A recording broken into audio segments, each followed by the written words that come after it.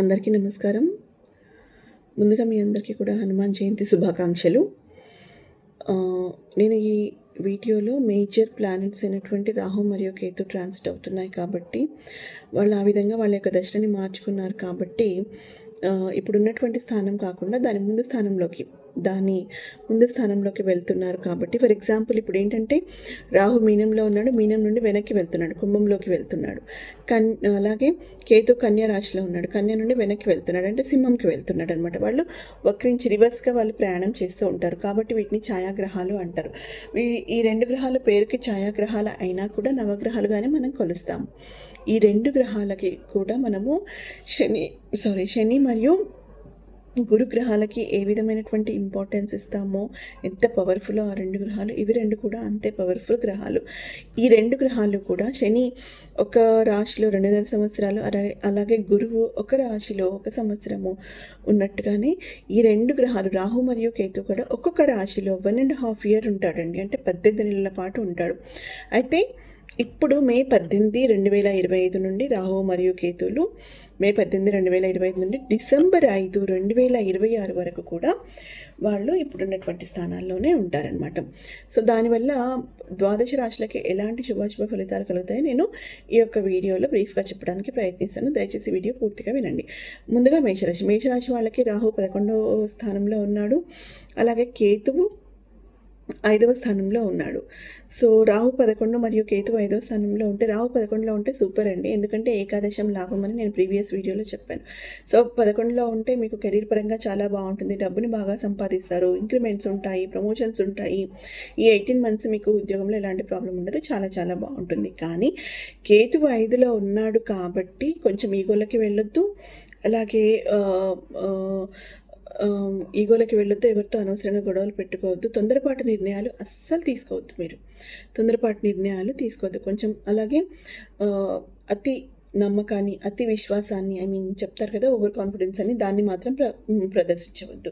దానివల్ల చాలా problems face చేస్తారు. కాబట్టి మీకు రాహు బాగుంది మేషరాశి వాళ్ళకి, కేతు బాగాలేదు కాబట్టి మీరు కేతు గ్రహానికి సంబంధించి గణపతిని ఆరాధించడం మంచిది. తర్వాత వృషభ రాశి వాళ్ళకి వృషభ రాశి వాళ్ళకి రాహు 10వ స్థానంలో మరియు కేతు 4వ స్థానంలో ఉన్నాడు కాబట్టి కెరీర్ మీద, రాహు 10వ స్థానంలో ఉంటే కెరీర్ మీద ఎక్కువగా ఫోకస్ పెట్టి వాళ్ళు సక్సెస్ కూడా అవుతారు. సో ఈ రోజులో నేను కెరీర్ పట్ల అంటే అంతగా నేను శ్రద్ధ తీసుకోలేదు అనేది ఇప్పుడు భావన మీకు వస్తుంది. కెరీర్లో మీరు మంచి పొజిషన్కి వెళ్తారు ఈ 18 నెలల్లో. అలాగే మీరు డబ్బు బాగా సంపాదిస్తారు. అలాగే మీరు ఎక్కడైనా ఇన్వెస్ట్ చేస్తే, స్టాక్ మార్కెట్, మ్యూచువల్ ఫండ్స్లో ఇన్వెస్ట్ చేస్తే కనుక అవి తప్పకుండా మీకు మంచి రిటర్న్స్ని, మంచి ఇన్కమ్ని ఇస్తాయి. ఈ కెరీర్ మీద ఫోకస్ పెట్టడం వల్ల మీ పర్సనల్ లైఫ్ కొంచెం డిస్టర్బ్ అయ్యే ఛాన్స్ ఉంది. కాబట్టి వర్క్ లైఫ్ బ్యాలెన్స్ అంటారు కదా, అది మీరు ఇక్కడ బ్యాలెన్స్ చేయాల్సి ఉంటుంది అనమాట. కానీ కేతు 4th ఉంది కాబట్టి, కేతు 4th ఉంటే తల్లికి అనారోగ్యం మరియు తల్లి సైడ్ నుంచి మీకు ఏదైనా ప్రాపర్టీ మీకు ఇప్పటి వరకు వచ్చి ఉంటే, లేదంటే ఇక మీదట రాబోతుంటే దానికి సంబంధించి చిన్న చిన్న ప్రాబ్లమ్స్ అయితే మీరు ఫేస్ చేయవలసి ఉంటుంది. కాబట్టి మీరు కూడా కేతుగ్రహం బాగాలేదు కాబట్టి మీరు కూడా తప్పకుండా గణపతిని ఆరాధించండి. తర్వాత మిథున రాశి వాళ్ళకి రాహు 9th ప్లేస్లో ఉంది, అలాగే కేతు 3వ స్థానంలో ఉంది. రాహు 9th ప్లేస్లో ఉంటే అదృష్టం అస్సలు బాగుంటుందండి. అదృష్టం బాగుండదు. అలాగే నోటి వరకు మీరు కొంచెం సంపాదించుకుంటారు, అదే తిందాం అనేసరికి ఎవడో వచ్చి లాక్కున్నట్టుగా పోతుందన్నమాట. సో అది నోటి వరకు అందదు. సో అస్సలు అదృష్టం అనేది మీకు అందుబాటులోనే లేదు. అలాగే కేతు 3వ స్థానంలో ఉంది కాబట్టి రాహు మీకు సహకరించకపోయినా కేతువు 3వ స్థానంలో ఉంది కాబట్టి పాపం మీ పొజిషన్ చూసి మీ అన్న తమ్ములో, అక్క చెల్లెలు, మీ మదరో ఫాదరో, మీ రక్త సంబంధికులు మీకు అప్పుడప్పుడు హెల్ప్ చేస్తారు. ప్రాపర్టీ పరంగా కూడా మీరు చిన్న చిన్న లాభాలని మీరు చూసే అవకాశం ఉంటుంది. కాబట్టి మీరు రాహుకాల దీపాలు పెట్టుకుంటే మీకు మంచి జరుగుతుంది. తర్వాత కర్కటక రాశి వాళ్ళకి రాహు 8వ స్థానంలో మరియు కేతు 2వ స్థానంలో ఉంది. రాహు 8వ స్థానంలో ఉంటే ఏంటంటే ఇమాజినేషన్స్లో ఎక్కువగా ఉంటారు, ఊహాలోకాల్లో విహరిస్తూ ఉంటారు. అది కొంచెం తగ్గించుకొని ఏది వాస్తవము, ఏది అవాస్తవము, ఏది పాసిబుల్, ఏది ఇంపాసిబుల్ అనేది మీరు తెలుసుకొని దాన్ని బట్టి మీరు అడుగులు ముందుకు వేయండి.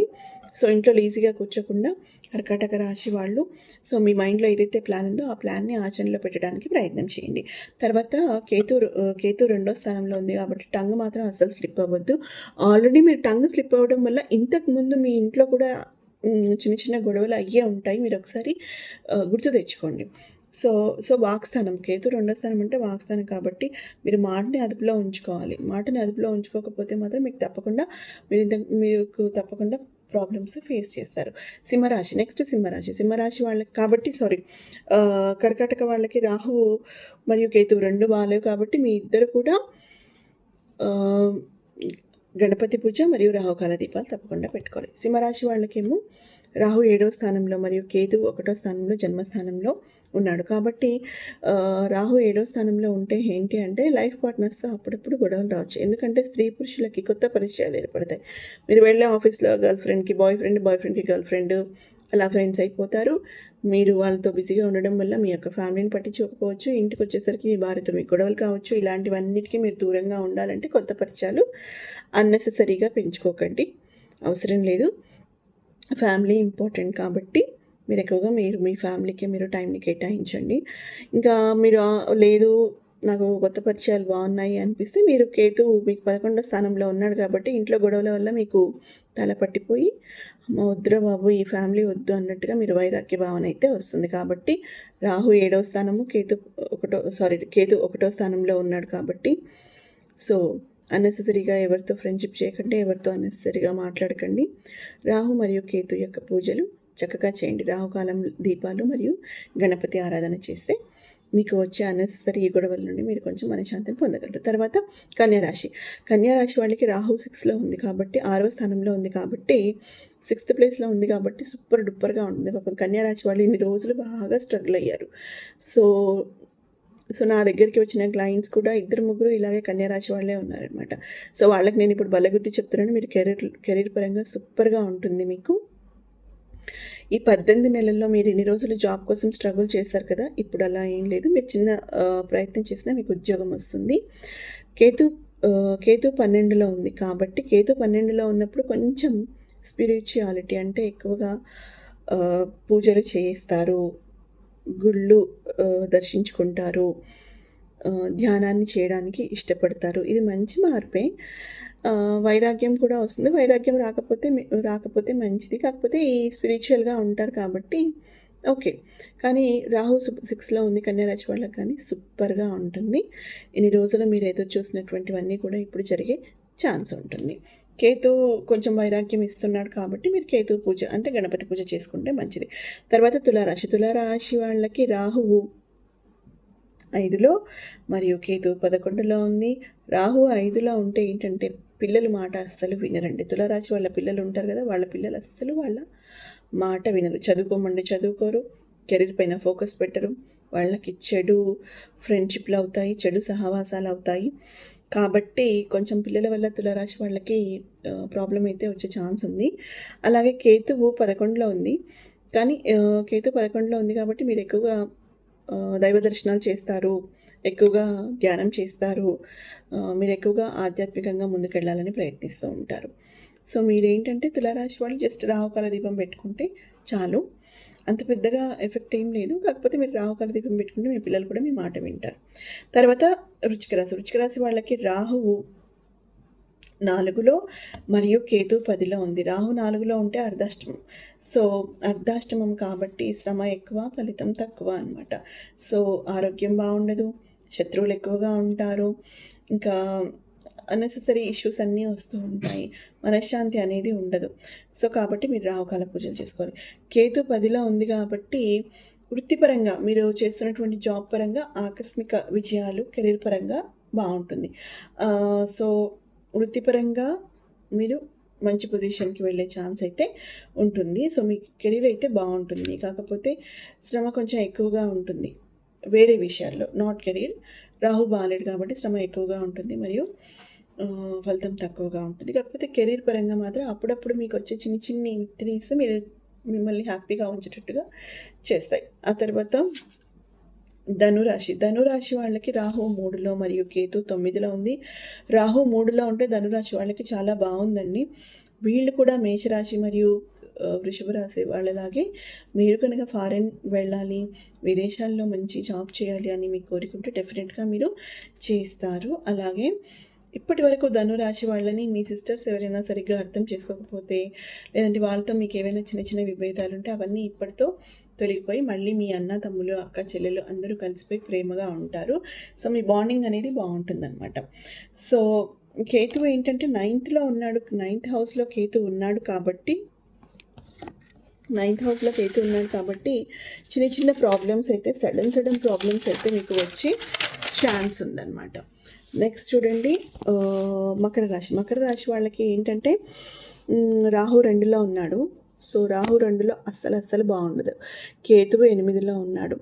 సో మకర రాశి వాళ్ళకి రాహు మరియు కేతువు ఇద్దరూ కూడా సపోర్ట్ చేయట్లేదు. కాబట్టి వీళ్ళిద్దరూ కూడా రాహుకేతు యొక్క పూజలు చేయించుకోవాలి. వీలైతే హోమాలు ఏవైతే జపాలు ఉంటాయో అవి చేయించుకుంటే చాలా మంచిది. ఎందుకంటే కేతు 8లో ఉంటే ఏంటంటే యాక్సిడెంట్స్ అయ్యే ఛాన్స్ ఉంటుంది, లైఫ్ థ్రెట్స్ ఉంటాయి. కాబట్టి దుర్గాదేవిని ఆరాధించండి. ఇంకేదైనా హోమాలు ఉంటే తప్పకుండా కేతుకి సంబంధించినటువంటి హోమాలు ఏవైతే ఉంటాయో, రాహుకేతుల హోమాలు ఏవైతే పూజలు ఏవైతే ఉంటాయో అవి చేయించుకోండి. ఈ లైఫ్ థ్రెట్స్ నుండి మిమ్మల్ని మీరు కాపాడుకోవాలి. సో కొంచెం మకర రాశి వాళ్ళు మాత్రం జాగ్రత్తగా ఉండాలి. కుంభరాశి వాళ్ళకి రాహు 1లో ఉంది, అంటే జన్మంలో ఉంది, తల మీద ఉంది. కేతువు 7లో ఉంది. సో రాహు 1లో ఉంది కాబట్టి సేమ్ కుంభరాశి వాళ్ళు కూడా ఊహాలోకాల్లో భలే విహరిస్తూ ఉంటారు, కానీ ఆచరణలో మాత్రం 0.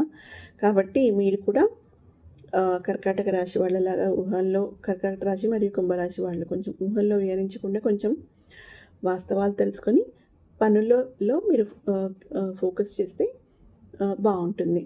ఇంకా కేతు 7లో ఉంది కాబట్టి పెళ్ళిళ్ళు ఆలస్యం అవుతాయి. లైఫ్ పార్ట్నర్స్తో కూడా కొంచెం ప్రాబ్లమ్స్ రావచ్చు. ఆల్రెడీ పెళ్ళిళ్ళైన వాళ్ళకి ప్రాబ్లమ్స్ ఏమైనా రావచ్చు. కాబట్టి మీరు కూడా రాహుకేతు పూజ చేయించుకోండి, రాహుకాల దీపాలు పెట్టండి, అలాగే గణపతిని ఆరాధించండి. తర్వాత చివరి రాశి మీనరాశి వాళ్ళకు రాహు 12లో ఉంది, అలాగే కేతు 6లో ఉంది. రాహు 12లో ఉంటే ఆడంబరాలకి బాగా పోయి బాగా డబ్బులు ఖర్చు చేస్తారు. కాబట్టి డబ్బుని మాత్రం మీరు పొదుపుగా వాడుకోవాలి. ఇంకా పాపం మీనరాశి వాళ్ళకి ఏంటంటే గురువు బాగాలేదు, శని బాగాలేదు, అలాగే రాహు బాగాలేదు. మేజర్ ప్లానెట్స్ ఈ 3 బాగాలేవు, కానీ కేతువు కొంచెం బెటర్గా ఉంది. కేతువు ఏంటంటే శత్రువులని మిత్రులుగా మారుస్తాడనమాట. సో కాబట్టి మీనరాశి వాళ్ళు కూడా రాహుకాల దీపాలు పెడితే చాలా మంచిది అని నేను చెప్తున్నాను. ఇంకా వీలైతే నేను చెప్పాను కదా ఇంతకుముందు మీనరాశి వాళ్ళు తిరునల్ల శనేశ్వర ఆలయం వెళ్ళి అక్కడ శని పూజ చేయించుకోండి. అలాగే గురుగ్రహం బాగాలేదు మీకు కాబట్టి వీలైతే గురు చరిత్ర పారాయణం చేయండి. మీనరాశి వాళ్ళు మరియు మకర రాశి వాళ్ళు చాలా జాగ్రత్తగా ఉండండి. సో ఈ 12 రాశుల వాళ్ళు నేను చెప్పినటువంటి పరిహారాలని మీరు చేసుకుంటారని ఆశిస్తూ శుభం.